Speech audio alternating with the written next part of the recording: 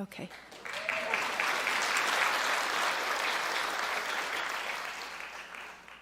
Hello, Bashar. And to you, good day.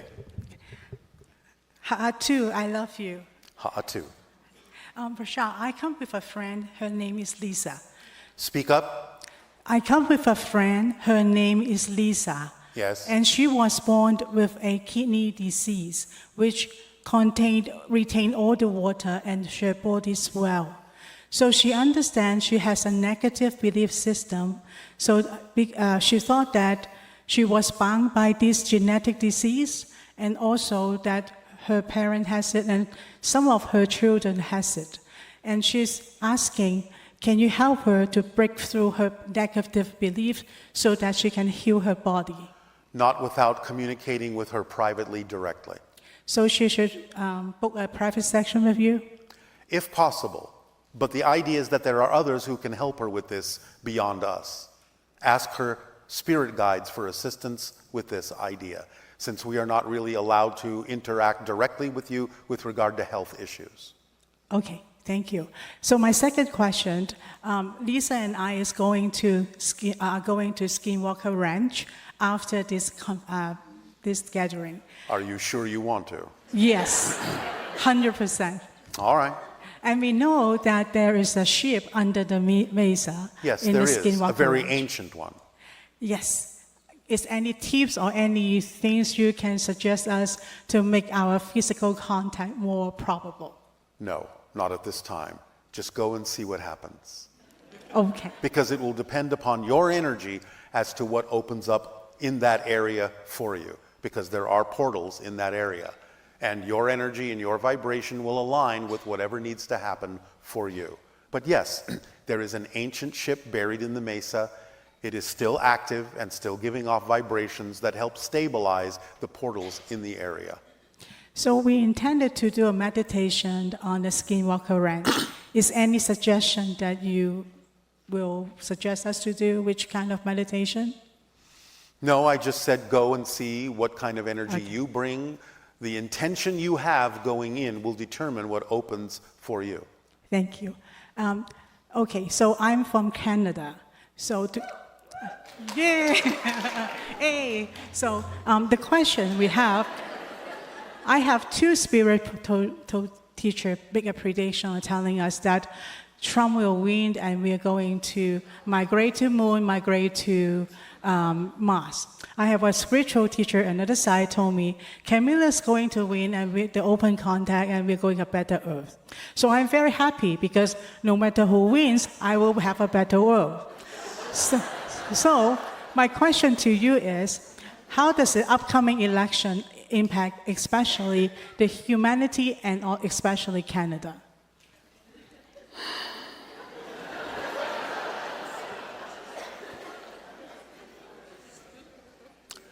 One moment. We are checking something. Because generally speaking, we are not really allowed to comment deeply on your politics. But since things are changing somewhat in the near future, we are checking to see what we are allowed to say. I cannot give you specifics about the country of Canada.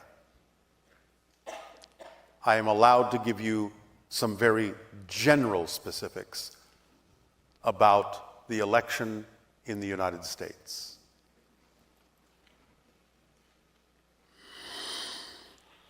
However, there must be caveats with this, since we are normally not allowed to comment on such things.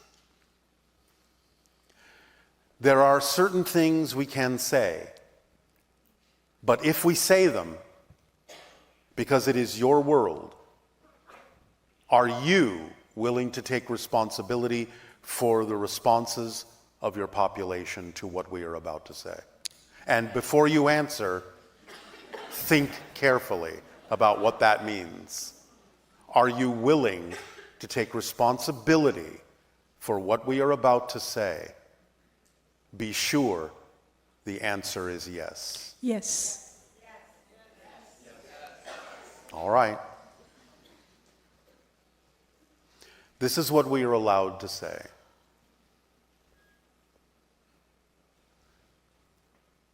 The female will lead to open contact. Do I need to say more? No.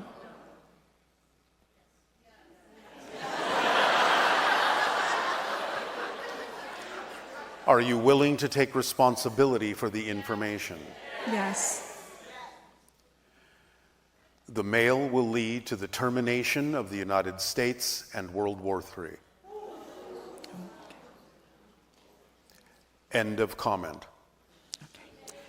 Okay, my last question, Bashar. Is this okay or I should go?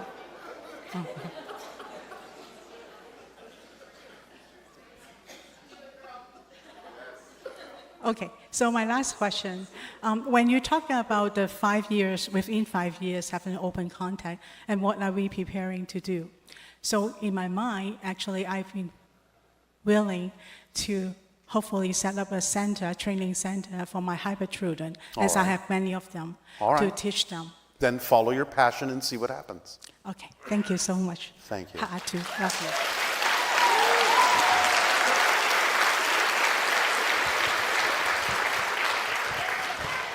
Understand that what we have been allowed to do here today is highly unusual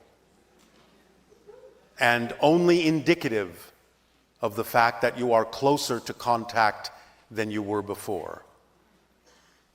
One moment.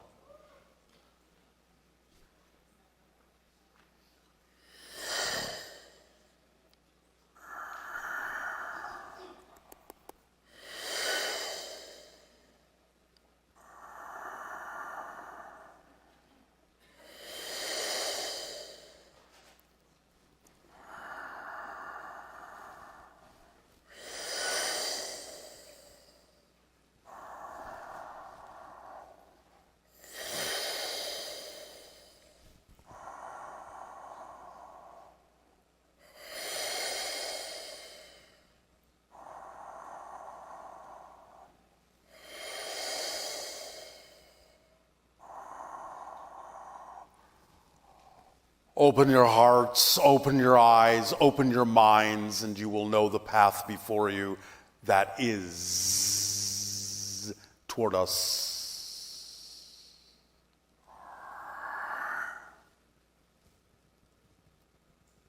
This has been a public service announcement.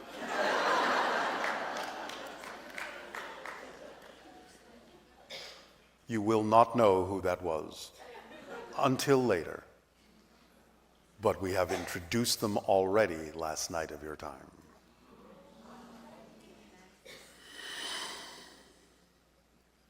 Next.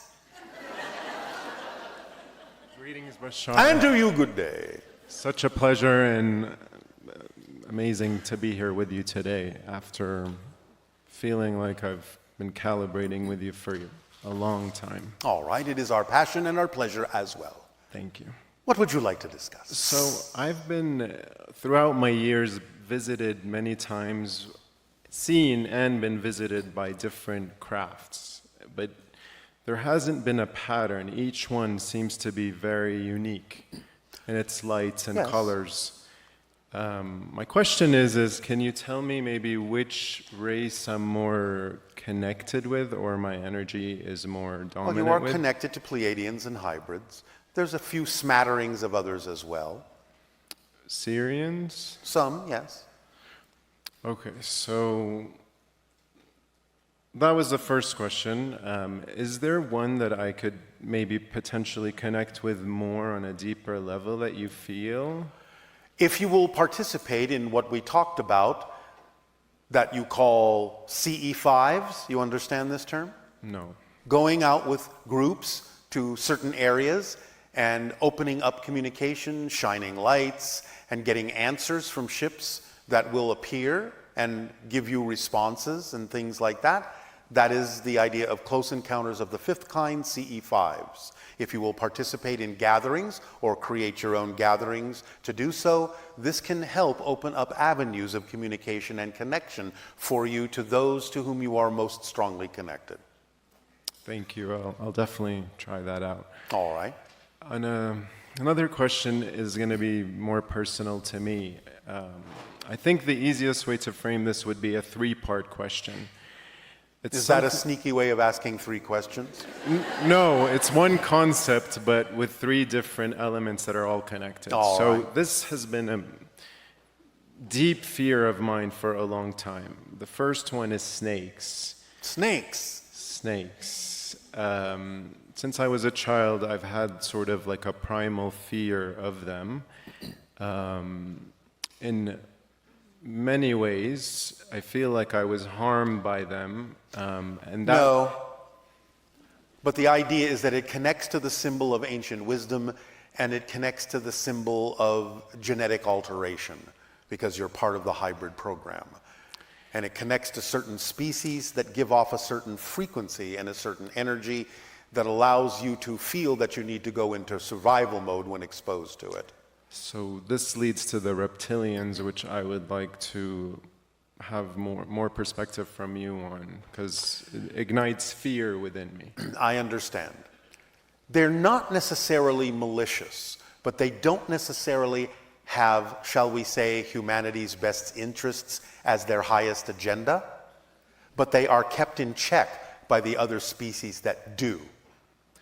So they will not ultimately be capable of slowing you down or harming you. It's just that they're on another path, on another course, and they're not really engaged in the idea of the promotion of the evolution of humanity. So any exposure to them simply invokes within the physical form the idea of a fight or flight survival response, because the reptilian vibrational DNA activates the mammalian vibrational DNA in your physical body as the relationship of predator to prey. Yes. Doesn't mean they're actually going to be predators for you, but that's the way you respond to their vibration. To some degree, they actually are, well, I'll just put it this way. They're kind of hurt by that. They are hurt? They are hurt emotionally by that, by your reaction to them, and therefore they have a kind of resentment against humanity. Oh. Because they are seen by humanity's eyes as outcasts. And therefore, they remain in a place where they may not necessarily have your best interests at heart, but the others that do keep them in check and help keep them balanced and at bay, so that they will not interfere with the progression of humanity's evolution. But there is nothing really to fear. They cannot harm you. A lot of people seem to think that they're connected to the royal lineages on Earth, and they seem to control... No.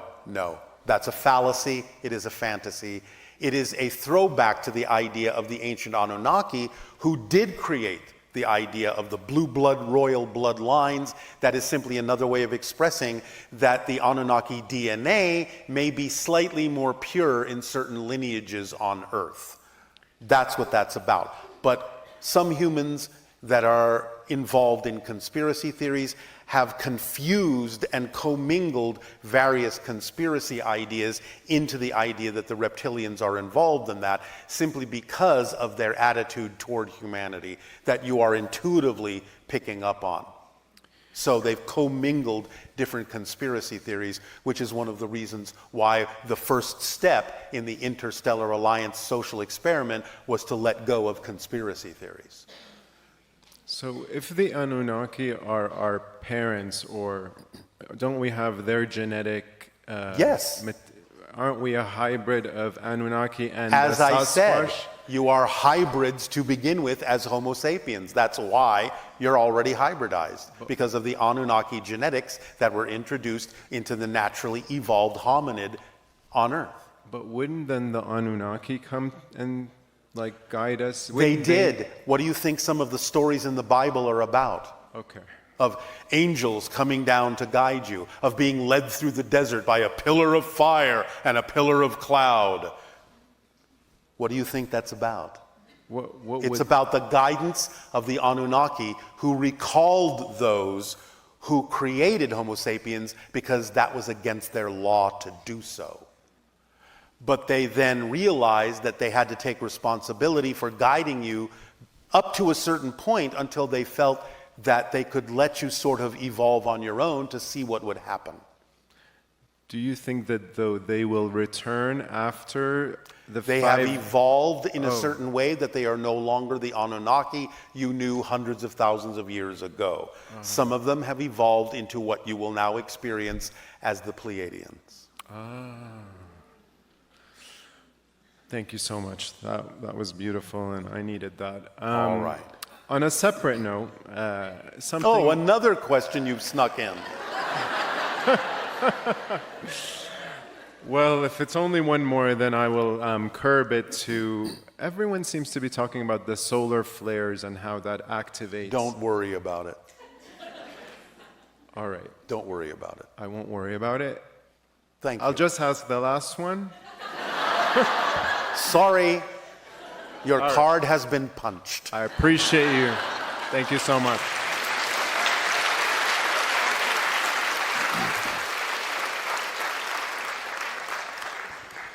Hi, Bashar. And to you, good day. I am nervous. I almost chickened out and didn't come up here, but here I am. All right, here you are. Here I am.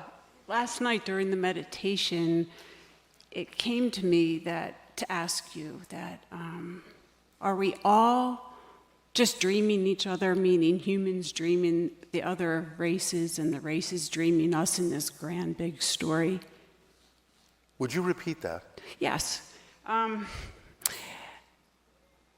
The other races that will be coming to us, Yes.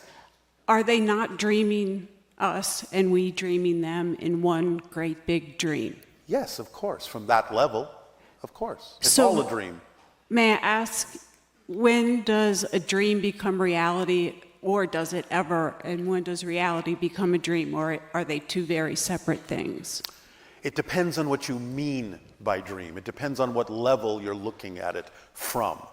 Obviously, there is all that is, what you call the source, the one. In a sense, everything is a dream of the one, but the dreams of the one are what reality is. That's what you call reality, the dreams of the one. The infinite dreams of all that is what you experience as aspects and reflections of the one as reality. Does that make sense? I need to think about that, but yeah, I think you did answer my question. Thank you. Anything else? Yes, passion.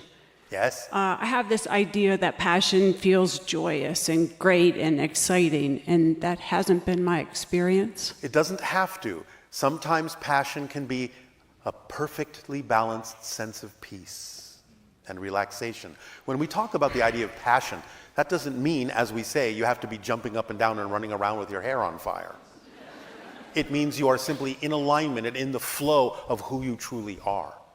And that can be expressed in any number of ways, as long as it allows you to feel that you are yourself.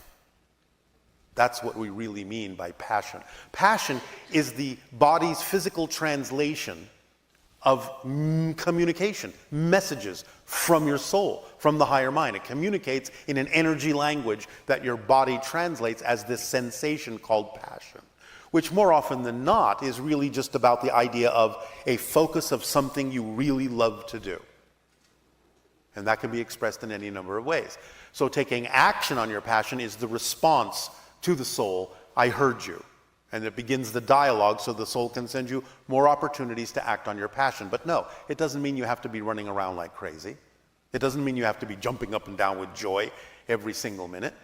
It means you simply have a sense of your flow, a sense of your purpose, a sense of who you are, and it can be done in a very effortless, straightforward, and peaceful, centered, and balanced way as well. That can be an expression of your passion. Does that help? Yes, thank you. Last question. Yes? Is a second question from a question that was asked yesterday, the mathematician that had his friend ask the question, so he snuck in again.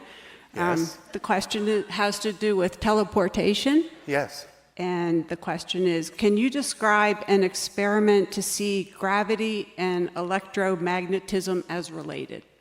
Yes. We have already given you that experiment. We'll describe it again briefly. It is the idea that objects that exist in a particular location are not objects in a location. The location exists in the object. Every object can be considered an energy equation. And one of the variables in that energy equation is the variable that represents its location in space-time. If you change that space-time locational variable frequency, you actually change the location of the object in space and time. That's how our ships travel from star to star, is we have isolated the ship, unlocked it from any particular universal reality in a limbo state, and then we impose the vibrational frequency that represents the frequency of the location we wish to go to, and the ship must stop existing at the first location and automatically start existing at the second location without traveling in between, because everything holographically is here and now, and all we're doing is changing the perspective, the angle of observation of the locational variable of that ship and its crew in space-time, which is an illusion. Is this making some sense? Not to me, but hopefully to him. All right, but this connects the idea of gravity and electromagnetism and so on and so forth. I'll put it another way. Imagine a Fibonacci spiral. Are you familiar with that? Yes. All right. So imagine a counter Fibonacci spiral going the other way and overlapping the first one. Can you imagine that? Yes. Now imagine that what I'm describing is a simple two-dimensional version of something that is actually very multidimensional. So it would go in all sorts of directions, but for simplicity's sake, just imagine that double spiral, all right? Mm-hmm. There are places where then the spiral, one spiral, crosses the other spiral, correct? Mm-hmm. And it does so because it is a spiral at farther and farther and farther distances, correct? You are. Thank you. You're welcome. So we call those nodal points, all right? Those nodal points, depending upon exactly how they cross the other spiral and how many iterations of that crossing there are, actually create the different effects you call gravity, electromagnetism, strong nuclear force, weak nuclear force, dark matter, dark energy, so on and so forth. It is that particular structure that can explain the relationship between all the different so-called forces that you experience in your physical universe and show the connection between them all by understanding them as different concentrations of nodal points of a fundamental concept that contains a field of consciousness. So if consciousness as a field is allowed into the equations of your quantum mechanics, you will understand more clearly the idea of the relationship of gravity to electromagnetism and so forth. Now, relatively recently, there actually has been the creation of a new mathematical equation that does allow gravity and quantum mechanics to be combined. And that is the correct direction to go in. But it still must include the understanding of how to quantify and create mathematical representations or geometric representations of the field of consciousness out of which everything is created. And once you include that into your equations, you will understand the relationship. But starting with that Fibonacci double spiral can be a skeleton upon which you can build a deeper understanding of the multidimensional nature of all of those relationships to each other. Will that help? Somebody, yes. My brain hurts. All right. All right. Thank you so much, Bashar.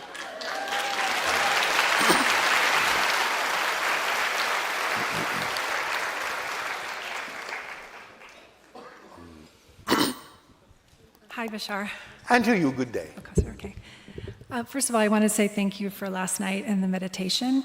The visualization that you gave was super helpful to me because I have a fear of open contact. So Why do you have a fear?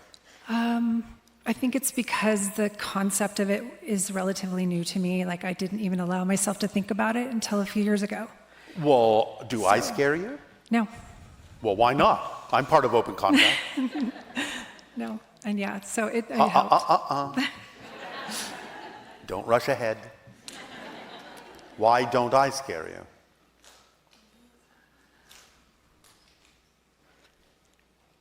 I guess maybe it's because I can relate to you. And what makes you think you can't relate to the others who will come through open contact?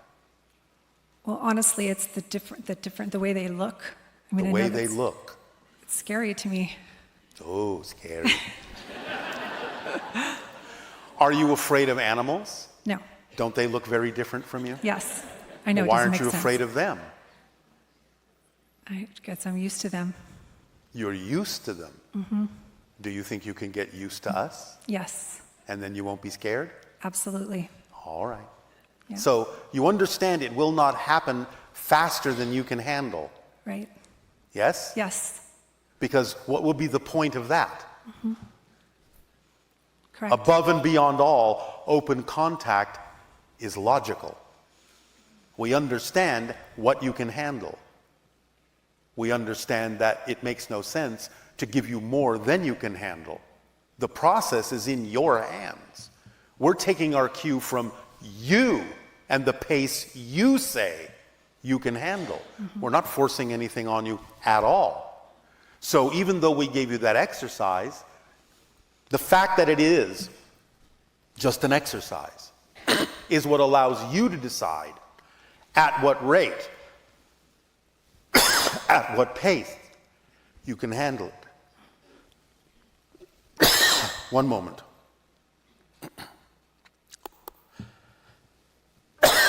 Nania. The channel's body needs hydration.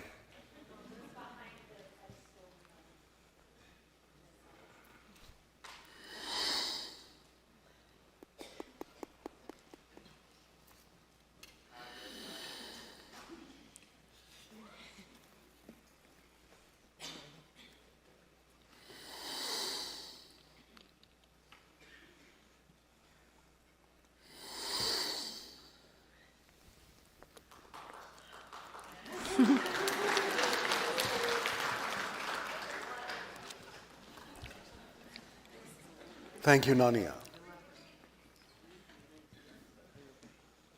Oh, yes, thank you. I'm fine.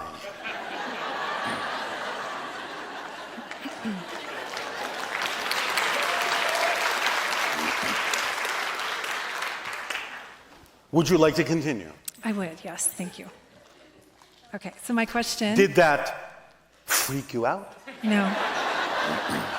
It didn't. Oh my gosh, okay.